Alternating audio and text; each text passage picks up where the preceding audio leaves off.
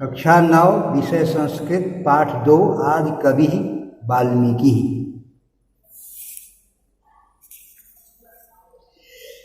आज कवि पाठ वाल्मीकि के सारांश के बारे में हम आपको हिंदी में बताएंगे।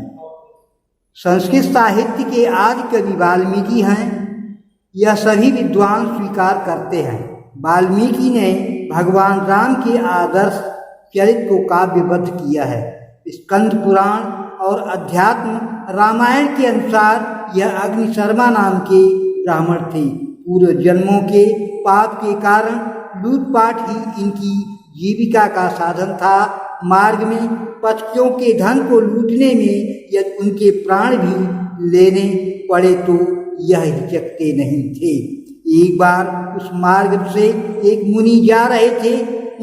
इन्होंने उनसे जब धन की मांग की तो मुनि ने कहा कि मेरे पास तो कुछ भी नहीं है। फिर मुनि ने इनसे पूछा कि यह लूटपाट पाप है, क्या तुम्हारे परिवार के लोग इससे तुम्हारा साथ देंगे? इन्होंने कहा यह पाप है, मैं भी जानता हूँ, लेकिन इसी धन से मैं अपने परिवार का पालन पोषण करता हूँ। यह मुनि को वहीं पेड़ से बांधकर अपने घर जाते हैं। इनके प्रश्न पर परिवार के लोग इन पर बहुत क्रुद्ध हुए और बोले, हमने आपको यह पाप करने को नहीं कहा, हम क्या जाने आप क्या करते हैं और कहाँ से धन लाते हैं। हम आपके इस पाप में आप क्यों सहभागी बने? परिवार के लोगों का उत्तर सुनकर यह अत्यंत दुखी और आश्चर्यचकित होकर मुनि के पास लौट आए। मुनि ने इनका मन शांत करने के लिए इन्हें राम नाम जपने को कहा, परंतु वृत्ति के अनुसार यह मरा जपते हुए तपस्या करने लगे। इस प्रकार समाज में लीन होकर बहुत वर्षों तक तपस्या करते रहे। तपस्या में लीन इनके शरीर पर दीमकों ने जगह बना ली।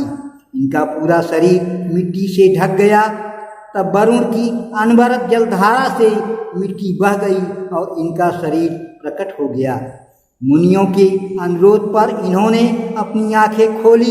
दीमकों की मिट्टी के ढेर से निकलने के कारण वाल्मीकि और प्रचेता के द्वारा जलधारा से मिट्टी हटाकर बाहर निकाले जाने के कारण प्राचेतस इन दो नामों से प्रसिद्ध हुए।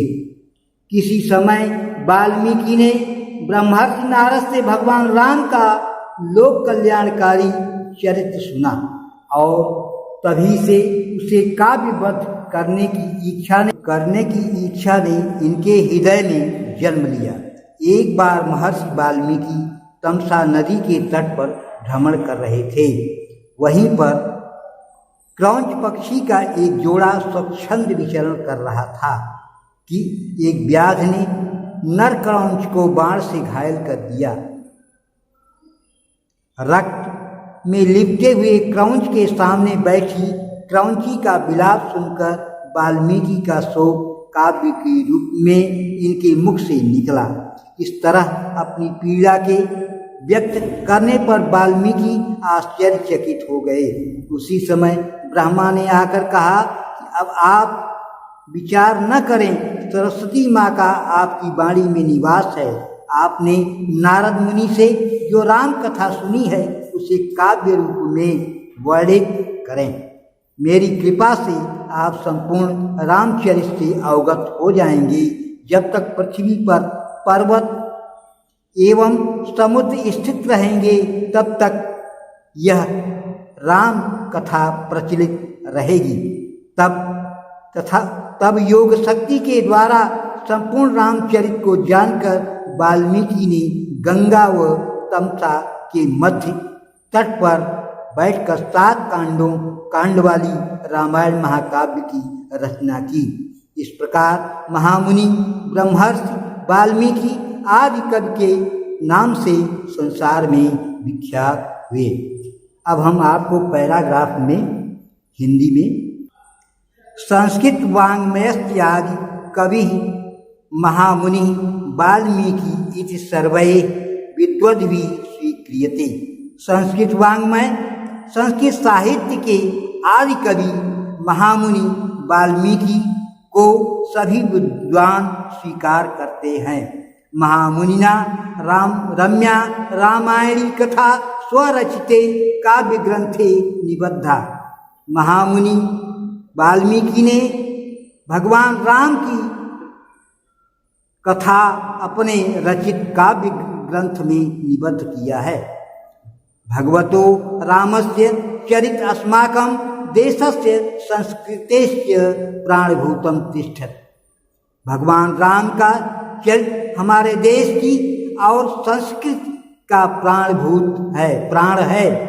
वस्तुतस्तु महामुनि वाल्मीकि तन्महात्म्यम अस्ति यत्तेन रामस्य लोक कल्याणकारम रम्य आदर्श भूतम रूपम जनानां समक्षम उपस्थितम। महामुनि वाल्मीकि ने अपनी महात्मा से के द्वारा राम के लोक कल्याणकारी रमणीय सुंदर आदर्श रूप को लोगों के समक्ष उपस्थित किया। वयं च तेन रामं ज्ञातुं क्षमा अभूम। तभी से हम सब लोग भगवान राम के बारे में जानते हैं। स्कंद पुराण, अगला पैराग्राफ। स्कंद पुराण आध्यात्मिक रामायण यो अनुसारात अयम ब्राह्मण जाति अग्निशर्मा अभिष्य आसीत। स्कंद पुराण और अध्यात्म रामायण के अनुसार यह ब्राह्मण जाति में पैदा हुए अग्निशर्मा नाम की ब्राह्मण थी। पूर्व जन्म विपाकात परधन लुंठनम एवासे कर्म अभू। पाप के कारण दूसरों का धन लूटना इनका कर्म था। वनांतरे पथिका नाम धन लुंठनम एक तस्य जीविका साधनम आसीत। वन में राहगीरों के का धन लूटना ही उनकी जीविका का साधन था। लुंठन व्यापारे संशयश्चेत प्राण लुंठन व्यापारे संशयश्चेत प्राणघाते अपि ससंकोचम न अकरोत्। लूटने के व्यापार में तनिक भी यह प्राण किसी के लेने में बिल्कुल संकोच नहीं करते थे। इत्थम हिंसा कर्मणि लिप्तः एकदा वनपथे पथिकम आकुलतया प्रतीक्षमाणो असौ मुनिवर एकम आगच्छन्तुम अपश्यत्।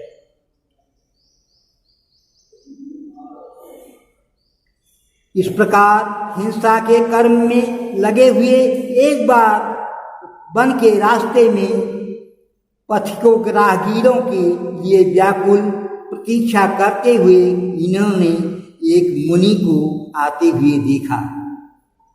दृष्ट्वा च हर्षेण प्रफुल्लो जातः, और उसे देखकर बहुत प्रसन्न हुए। समीपम आगते मुनिवरे रक्ते अक्षिणी भ्रामयन। समीप आए हुए मुनि को देखकर अपनी आंखों को घुमाते हुए तेज स्वर में बोले, यत् किंचिदप वास्ति तत्सर्वं मह्यं देहि नो चेतौ प्राण संशयो भविष्यत्। जो कुछ भी तुम्हारे पास है उसे मुझे दे दो, नहीं तो तुम्हारे प्राण संकट में होंगे। मुनिना प्रयुक्तम लुंठक मत पार्श्वे तू किंचिदप नास्ति। मुनि ने कहा, हे लुटेरे, मेरे पास कुछ भी नहीं है। परम त्वाम पृच्छामि किम करोसि लुंठितेन धने। परंतु मैं तुमसे पूछता हूँ कि लूटे हुए धन को तुम क्या करते हो। इदम पाप कर्म किमिति न जानासि। यह पाप कर्म है क्या नहीं जानते हो। जानामि, जानता हूँ, तथापि करूँ, फिर भी करता हूँ। लुंठितेन धनेन परिवार जनस्य पोषण रूपम महत् कार्यम करोमि इति केनोक्तम।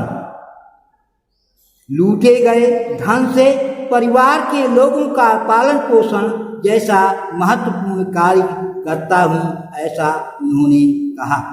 मुनि पुनरपेक्षत। मुनि ने फिर पूछा, पाप कर्मणा अर्जितेन वित्तेन पोषितासु परिवार सदस्या किं तव पाप कर्मण्यपि सहभागिनः स्युः इति। मुनि ने फिर पूछा, पाप कर्म से अर्जित धन से तुम्हारे परिवार के लोगों का, सदस्यों का पालन पोषण होता है, तो पाप कर्मण्यपि सहभागिनः स्युः इति। क्या तुम्हारे पाप कर्म में वे सहभागी होंगे? सो वोचत वक्तुम न शक्नोमि। वह कुछ नहीं बोल सके। परम ताम पृष्ठवा वदिष्यामि, तब मैं उनसे पूछ कर बताऊंगा। त्वं तावत् अत्रैव विरम यावत् अहम तान तत्पृच्छाम गच्छामि। तब रुक करके उन्होंने उनसे पूछने के लिए जाने का निश्चय किया। इत्युक्त्वा तन्मुनिवरं रज्जुभिः दृढ़ं बद्ध्वा स्वकुटुम्बिनः प्रस्तुं जगाम। इस प्रकार मुनि ने को रस्सी से दृढ़ता से बांध करके अपने परिवार से पूछने चले गए। अगला पैराग्राफ। अथ तस्य कुटुम्बिनः तस्य प्रश्नं श्रुत्वा भृशं चुकुपुरु चुश्च कथं वयं तव पाप कर्मणि सहभागिनो भवेत्। इसके पश्चात उनके परिवार के लोगों ने उनके द्वारा किए गए प्रश्न को सुन करके बहुत आश्चर्यचकित हुए और कहा, हम क्यों पाप कर्म में सहभागी होंगे? वयं किं जानीमहे त्वं किं करोषि, कया वा रीत्या धनार्जनं विदधासि। हम क्या जाने कि तुम कैसे धन का अर्जन करते हो। न अस्माभिः त्वं पाप कर्म कर्तुम् आदिष्ठित।